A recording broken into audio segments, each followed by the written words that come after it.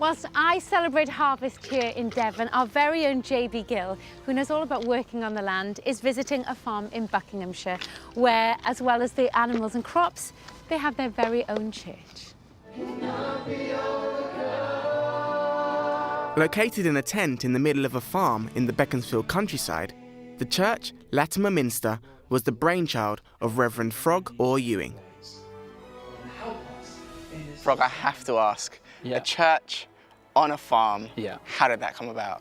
I became really excited about the idea of planting a new church that was going to be really close to nature but also brilliant for young adults as well.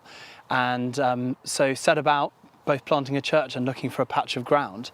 And so we managed to secure a 70-acre derelict farm. So that's where we are, and we brought the two together. It's been a farm for over 1,000 years. It was a Saxon farm, and for about 30 years it had just been left to rack and ruin. So we've had a lot of physical work to do alongside the spiritual side of it as well. And so we've been trying to build, I suppose, our community and our people and our congregation, but also work on the farm at the same time and bring that back into use. What's it like coming to church here in the middle of a farm?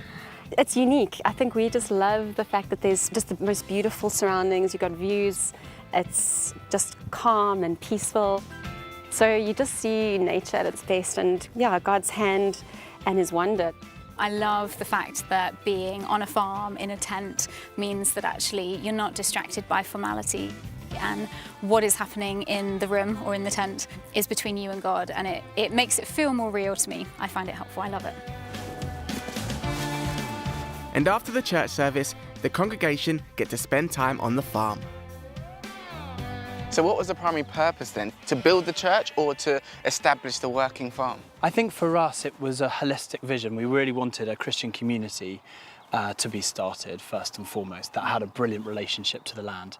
I think particularly the more digital we get, the more we forget how to understand the seasons, how to understand nature.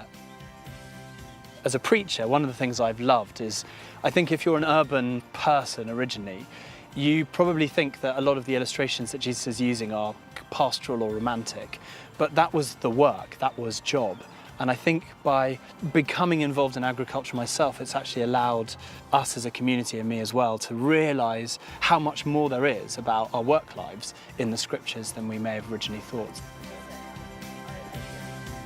What's the significance of harvest for Christianity?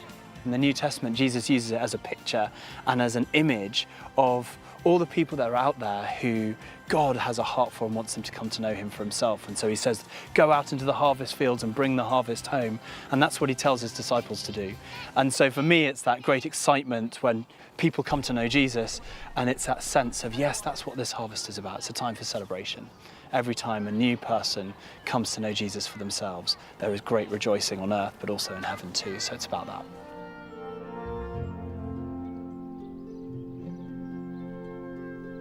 All things